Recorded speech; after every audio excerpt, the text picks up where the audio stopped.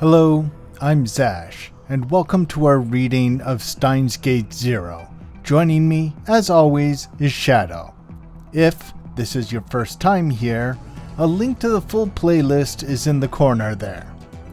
Last time, we learned a lot about Kaguri and why she fell out with Suzuha. I mean, I get it. She is worried that the world line will change and she'll never meet Mayuri. I can understand that fear, but she also could have been born not an orphan and have loving parents of her own. But nothing is guaranteed when the world line changes, and the fear of the unknown is completely understandable. Let's see what comes to pass. Daru had come back into the lab. What is it? I found this on the stairs. Itaru showed her a keychain he was holding. Oh. She lost another one? It was a round anime character whose color had faded to a smoky green. Oh, it was an Upa. Do you know whose this is? Big Sis Mayu's, probably? She leaned forward to take a closer look, and then felt like she was experiencing deja vu.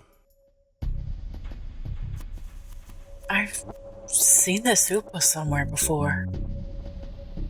She'd seen it before?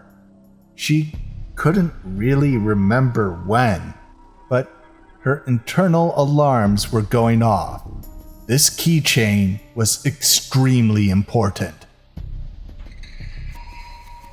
Well, I guess like mother, like daughter. Yeah. Upas were common enough that you could find them anywhere. The plastic edges had worn down. The paint was faded and coming off in places. But there was no dust, and there were no stains. Instead, it shone brightly, as if its owner had put a lot of effort into taking good care of it. The chain was so old that part of it had snapped off. That was probably how it got dropped. Where was it? I've seen this before. Did Mayushi show it to you? I don't know. She stared at the green Upa in Itaru's hands, and then, in her mind, she heard a young girl scream.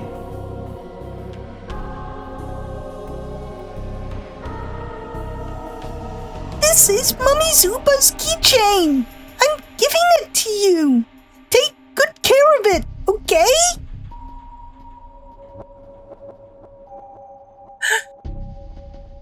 She gasped. A feeling of indescribable terror raced down her spine. This can't be Kaguri's?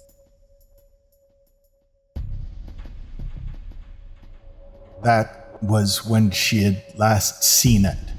August 13th, 2036. The day she'd gone into the time machine. That's when she had seen this Upa. It was older and more worn now, but the more she remembered that day, the more certain she became. This was the Upa that Mayuri had given Kaguri. She had seen her holding it and crying to herself many times before.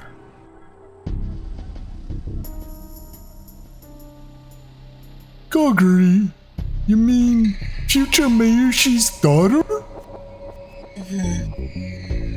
Did you find her?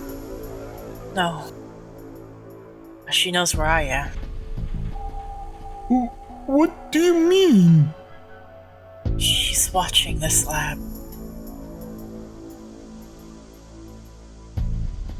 6 months ago, Suzuha had spotted someone in a riding suit spying on the time machine at Radicon. She gave chase, but they got away.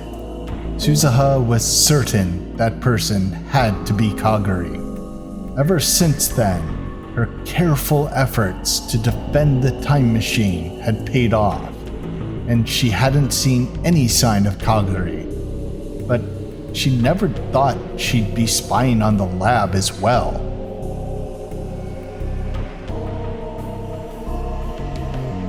No. It would have been obvious if I just thought about it. She's trying to stop us from reaching Steins Gate. She doesn't want this world to end. Which means she's watching not just me, but you too? Huh? Me? Well, I don't think your life is endangered. Probably. Depends on how crazy she's gotten. If you believe what we know about how world lines work, you live till at least 2036. But she might come to interfere with your research, so we can't reach Steins Gate. A lot of bad things had been happening around Suzuha, Itaru, and Okabe Rintaro. There was some possibility that the final target was Itaru. From now on, just to be safe, lock the door whenever I'm not around. Okay, got it. Even if Uncle Ocarine, Mom, or Big Sis Mayu are here, don't leave it open. It might not help much, but make sure you use the door chain, too. You know, Ocarine and Mayushi are one thing, but if I did that when I was alone with Amaneshi, don't you think that'll give her the wrong idea? That's true. I don't know, man. If you're coming to my house, I'm locking the door. It might give her the right idea, too. I mean, I get it, but also, you're coming into my house, I'm locking the door. Yeah. If that makes her not like me, my whole family could be in trouble. Then again, I'm surprised Okabe isn't obsessive about the door locking, considering the way CERN, banged the lab door in. Yeah, but he isn't here anymore, so... Twoo. He hasn't come to the lab in, like, a year. Twoo. And Daru doesn't remember that. Yeah.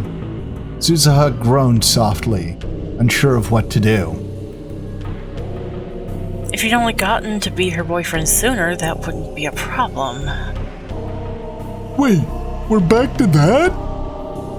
Just be careful, okay? Well, if you're with Amane, why don't you go out into public areas, like movie theaters and stuff, where she wouldn't want to act because there's a bunch of people around. But even her house is dangerous because she might consider Yuki's parents to be collateral. Yeah. But a movie theater where you cause a huge ruckus if something happens, she might not want to do anything there. Or a restaurant, or... Very public, busy areas, basically. Suzuha decided to keep the green Upa keychain. She softly ran her fingertips over it, and she stared at it. Hey, Suzuha, Kaguri-tan's not related to Mayushi, but she's still her daughter, right? That's right. She might just be coming here to see her mom, just to, lay eyes on her type of thing. Maybe. But they can't take that chance. Could somebody raised by Mayushi grow up to be that kind of person who'd assault someone? Well, I would say no, except she did hold Suzuha at gunpoint. Well, it's more complicated than that, Daru. Yep. She wasn't raised in a good environment with Miyuri all the way through. She was a war orphan from a orphanage, being taught how to survive, and then given a good mother for a few years. Yeah. And then wrenched away from that mother to go gallivanting through time. It's a lot more complicated than that. Against her will. I just can't imagine it. From what you've told me, I'd expect her to be kind, easygoing, and cute little girl. I wish that was what had happened. Yeah. I thought that was how she'd turn out, too. That's how you hoped she'd turn out. Yep.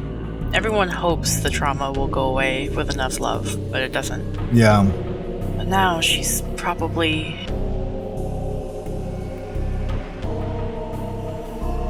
From what she'd seen at Radicon, she could tell Kaguri had definitely received professional combat training.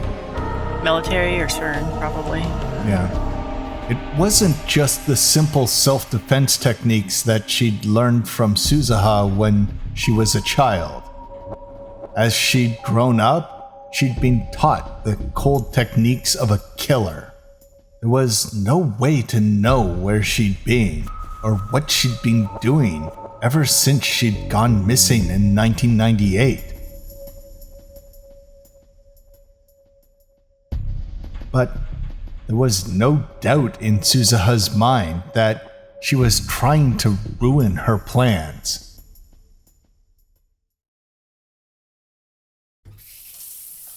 Suzuha sighed as she took her shower. Since it was summer, she'd set the water temperature low. It was barely any hotter than tap water. As long as the water was pouring down on her, she could feel like all the bad memories were being washed away. She slapped her cheeks with both hands and turned off the water. The small tiled room suddenly became quiet. You know, one thing I like about this series is even though it does lean into haha silly anime tropes, it does a pretty damn good job at portraying mental illness and trauma and PTSD. Yeah. And also, it is being respectful of the shower scenes, too. Like, Okabe did barge in on Mayuri and Kurisu showering in the first one. No picture. Here, Suzuha's showering. We just see the water. Yeah. Like, it takes the important things seriously, and I appreciate that. Yeah. In the silence, she vigorously toweled off her hair. The building was never intended for anyone to live in. Not only was there very little room, there wasn't even a place to change. It was small, and there was no windows, and the steam from the shower room built up, making it an unpleasant sauna in summer. Yeah, but that's also good to get wrinkles out of your clothing. You know what that's bad for? My asthma. True. Supposedly, Ataru and Okabe would sit naked next to the fans to get away from the heat and moisture. Of course, that was only when the girls, as well as Ushiobara Luka, weren't around. But Suzuha couldn't do that. There were those huge scars on her chest. If she was so careless and Yuki saw them, she'd have a big problem. So she always forced herself to change within this small space. Imagine she has a few scars everywhere. Huh. The second she left the shower room, she realized something was wrong. The lights were off in the part behind the curtain, where the lab room was. Well, it's been about a year since her last birthday party. Surely they aren't dumb enough to do that again. Surely. She was sure she had left all the lab lights on when she had gone to take a shower. She didn't remember turning them off. Still completely naked, she flung open the curtain.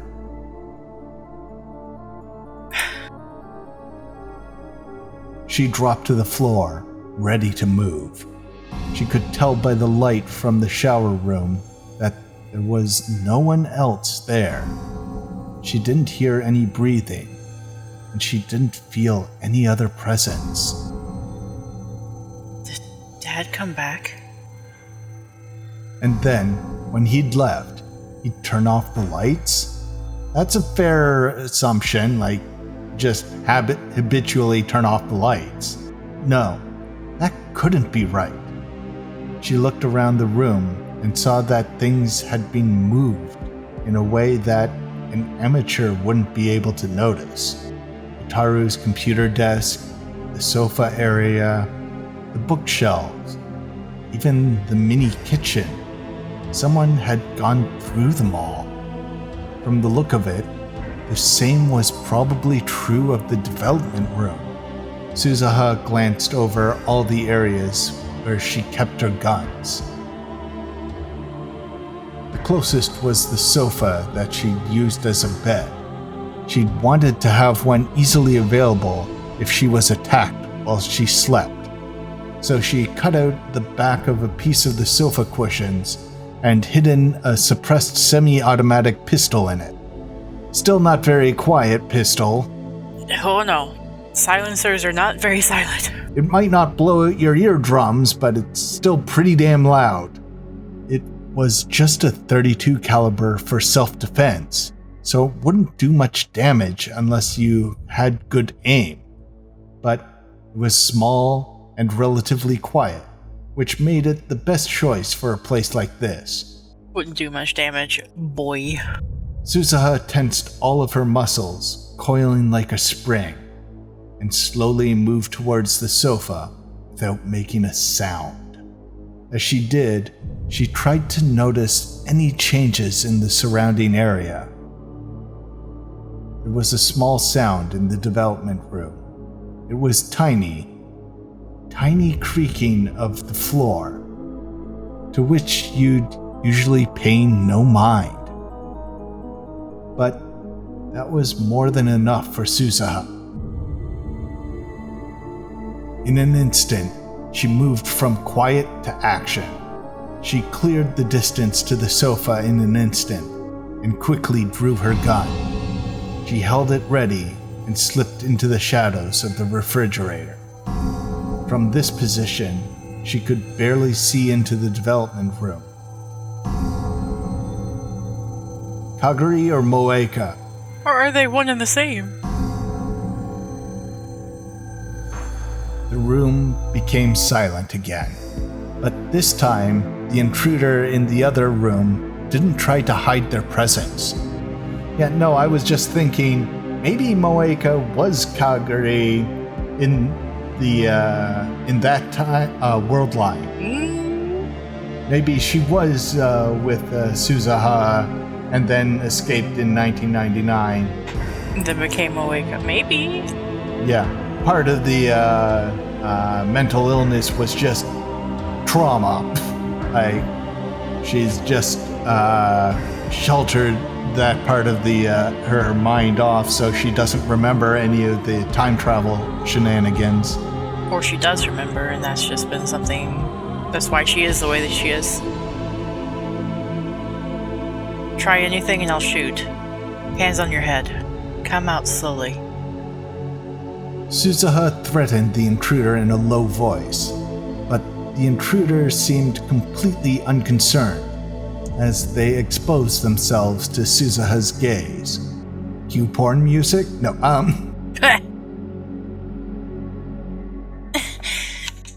Yeah, she looks too short to be Moeka. Yeah, she made a sound. Yeah. You must be pretty hot wearing that in this weather. Why not at least take off your helmet? Oh. No, I'm not gonna. Me too, dog. The intruder was wearing a motorcycle suit, just like before. Even the helmet was the same. The leather suit clung tight to their skin, revealing a voluptuous and perfectly proportioned body. Why are you noticing that, Suzuha?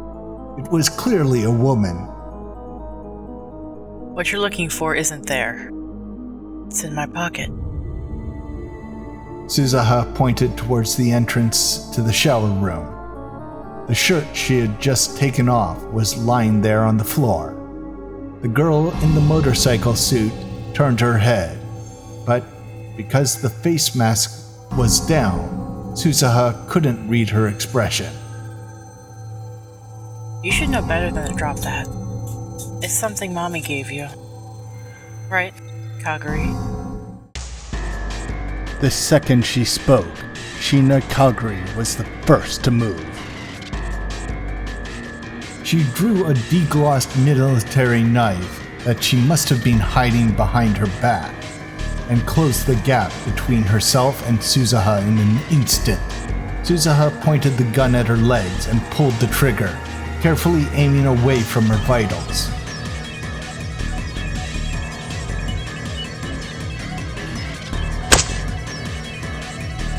Gun is not that quiet. It's just not that quiet. Even suppressed. She heard the small pop of a suppressed 32 and saw Kaguri lose her balance and fall.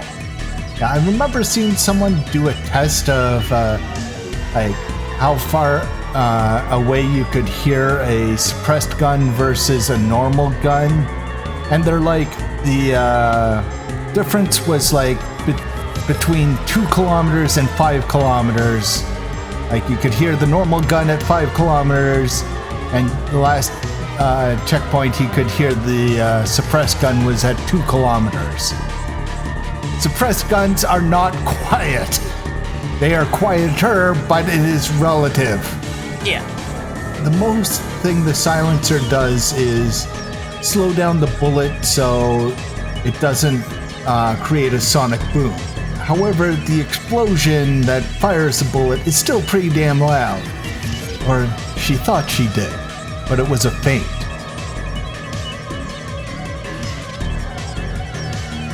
She'd only pretended to lose her balance.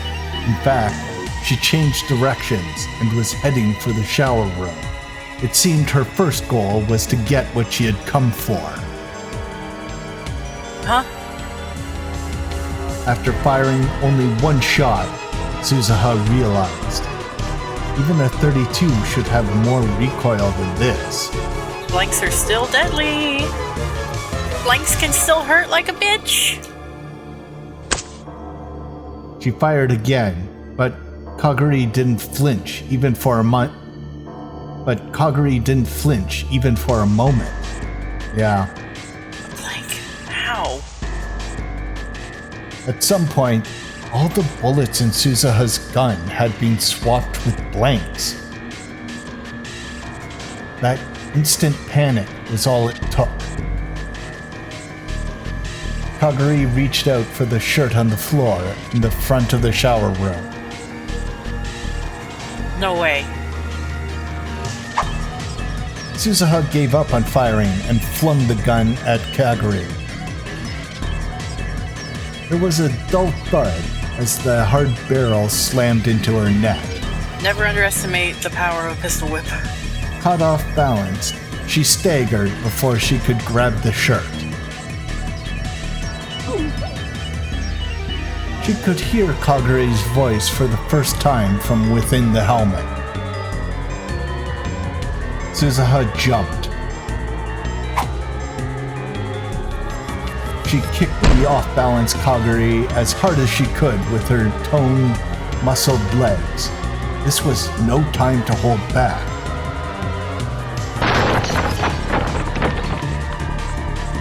Kaguri went flying all the way to the edge of the room. That had to have broken a few ribs. Suzuha jumped towards her to continue the attack.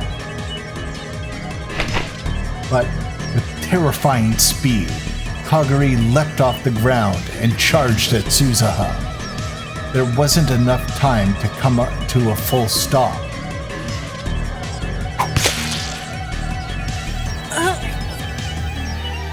A sharp blade swept by, mere centimeters from her exposed abdomen. If she had pulled back even a few tenths of a second later, the knife would have fatally sliced open her gut. You bitch. How mean calling Mayuri's daughter a bitch. She didn't say son of a bitch. Yeah, but it's still mean calling her a bitch. Listen, if I nearly got gutted, you're gonna be called a bitch. The blood rushed to Suzuha's head. Kaguri was serious. She was planning to kill her. There was no hesitation in her movements. Suzuha leapt back and searched for something she could use as a weapon. But the other guns were probably no different. There was a good chance they'd all had their ammo swapped with blanks, too. It was even possible that all her self-defense knives had been taken as well, which left... There were several knives carefully stored in the kitchen. Yuki had brought them over to use in teaching the other girls how to cook, but Kaguri had evidently noticed them as well, and she was moving to keep Suzuha from reaching them. Huh. Looks like you've had a lot of practice. Hard to believe you're the same girl who spent all her time sobbing inside the time machine. I'm surprised. Suzuha kept her distance from Kaguri as she slowly moved along the wall. Her competitive drive burned even brighter as she tried to come up with a way to overcome her disadvantage. Here, Kaguri. This is what you're after, right? She picked up her shirt from in front of the shower room and took the green keychain out of its pockets. Also, now I'm curious how the anime handled this scene, if it did. What's wrong? Come get it. Her fingers moved as if to crush it. She could see Kaguri twitch. For the first time, she could detect a hint of emotion beyond the helmet. And in an instant, she threw it at Kaguri's stomach. The keychain flew in a slow arc, like she was tossing it to a friend. If something they loved was thrown like that, even the fiercest warrior would instinctively reach out both hands to grab it. Kaguri was no exception. She carefully held her mother's memento in both her empty left hand and the right hand that still clutched at the knife. At first I read that in both her empty left hand. I'm like, wait, what? Both her empty left hands? Wait, is the art missing something? Using the slow arc of the keychain as camouflage, Suzuha ran at her in a straight line. Her right fist connected hard with Kaguri's stomach. Then her left arm smashed Kaguri's head to the side.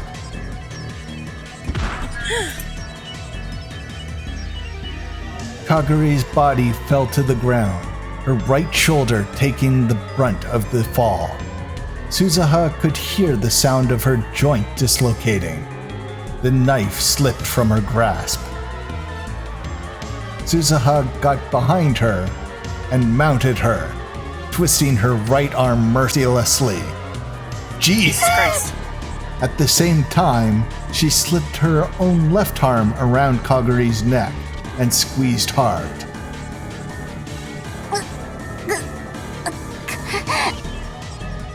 She could hear something like a moan from Kaguri's throat. Oh my! She could both hear and feel the bones in her arm and neck creaking. Stay put. I'm not going to kill you. But Kaguri picked up the knives on the floor with her left hand and once again tried to use it on Suzuha. Suzuha was forced to squeeze in her arm and neck even harder.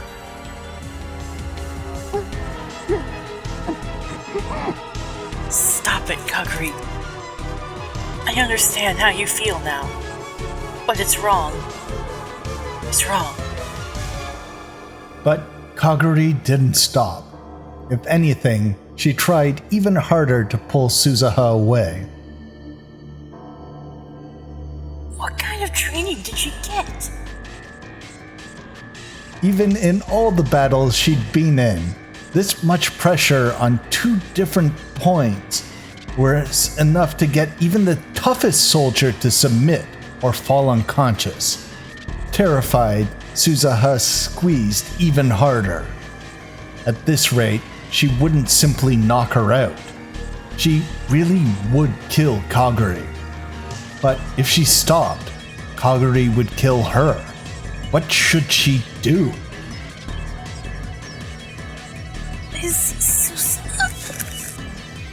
It hurts.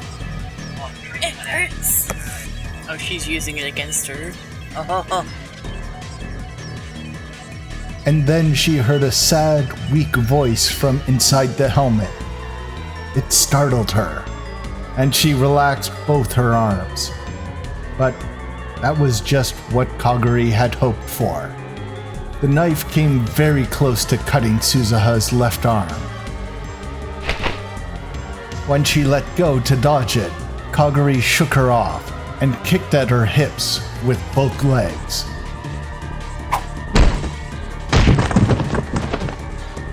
Suzuha was slammed back hard into the computer desk, and for a moment she couldn't breathe. She fell to the floor, and the printer and monitor crashed mercilessly into her naked body.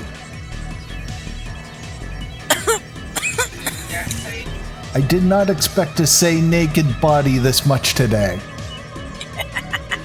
It does make sense to try to get someone at a vulnerable state, like naked. Oh yeah.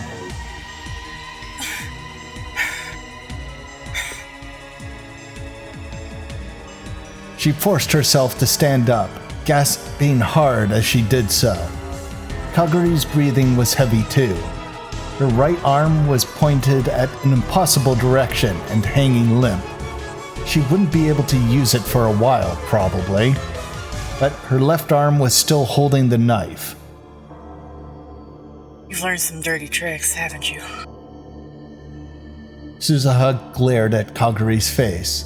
Not that she could see what it looked like behind the helmet.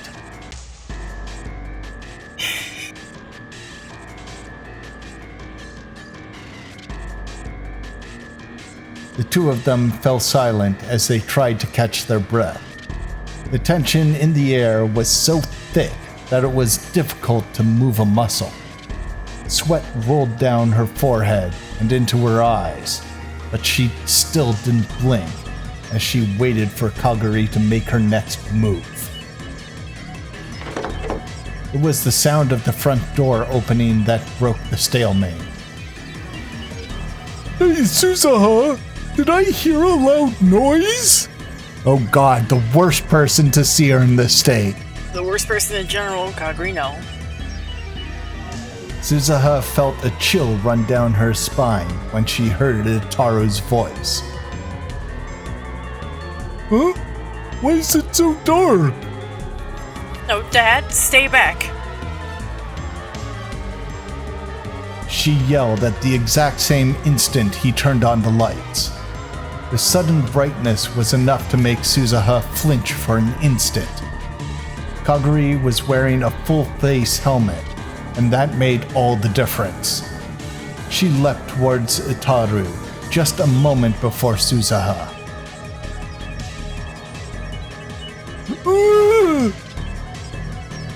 Kaguri's black knife went up to his throat. Dad!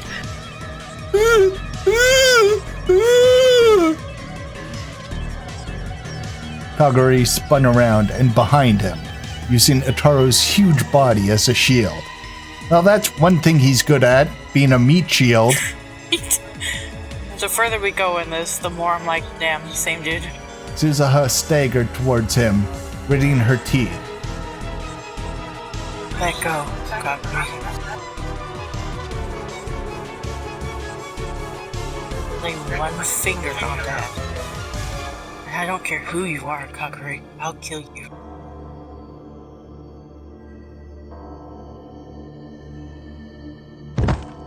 But Kaguri remained silent as she headed outside the door with her hostage.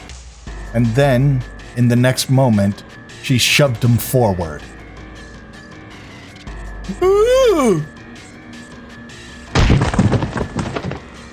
Itaru lost his balance and fell towards Suzuha. Suzuha fell to the ground underneath his weight. Itaru just barely managed to support himself with his arms and legs to keep from crushing her. Oh, this is a terrible thing for anyone else to catch them in. Oh no. Move! Suzuha tried to shove him off, using a little more force than she may have intended. But Itaru was so huge, it would take him a moment to get up. This is why I told you to lose weight! What? This man has no idea what the fuck's going on. She was getting away. She managed to crawl out from under him and quickly tried to follow after Kaguri. Suzuha? Your state of dress. Suzuha, you'll get arrested. Suzuha, where's this? Itaru was still laying on the ground as he tosses the naked Suzuha her shirt. She grabbed it and quickly put it on, then ran outside. But when she looked around the street, the girl in the motorcycle leathers wasn't there. There was no way to even know where she had gone. She got away. It would be dangerous to run around trying to find her now, especially with no underwear on. There was a chance Itaru would be attacked while she wasn't at the lab. Was that Kaguri-tan? Itaru came outside as well. Yeah. I'm almost certain. I see. So this is how it's going to be with the two of us in the end. The bruises and wounds were bad enough, but the pain that ached in her heart was the worst of all. You know, I really did like her. Yeah. She was small, but so brave. She always did her best to protect Big Sis Mayu. I taught her a lot. I thought of her as like a little sister. Yeah. But now, she's completely my enemy. Itaru straightened up her shirt sleeves. You know, you look like a slutty girl in an H game right now, Suzuha. Not the time, Daru! Huh? What? It knocks her out of her headspace. Yeah. Suzuha was caught completely off guard. True, her t-shirt only came down to just below her hips, roughly the length of a miniskirt. Her breasts were almost completely bared. Go inside. The shirt's hem was turned up, and she felt exposed.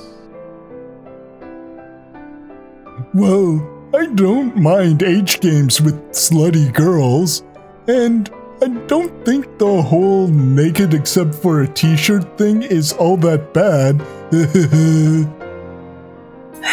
You're being silly again. You could have gotten badly hurt. But Itaru shook his head. I got freaked out by the knife, but I don't think I really needed to be that scared. Unless I'm mistaken. Itaru rubbed the part of his neck where the knife blade was. When she had the knife to my throat, I could hear it just a little. Hear what? She was probably crying. Huh? Crying? Under that helmet? After that whole battle with Suzuha? While holding a knife to Itaru's neck? But why? So, don't you think it's too early to jump to conclusions? Dad, Hmm? did you buy me that vanilla ice cream? Yeah, of course. I'd love to eat it. I'm a little tired. And then she almost fell forward. Ah! Itaru managed to catch her before she hit the ground. Hey, Susaha! I'm fine. Let me rest a little. That was all she had the energy to say. She closed her eyes in her dad's arms, and her consciousness melted away. Okabe, you must be careful. Kaguri has returned, searching for Mayuri's Upa, yes, but that may not be all she was looking for. Was she also gathering information on your time machine? I hope she hasn't joined with Sir. But she has been alone for a long time, so who knows what has happened? Maybe she even grew up to be Moeka.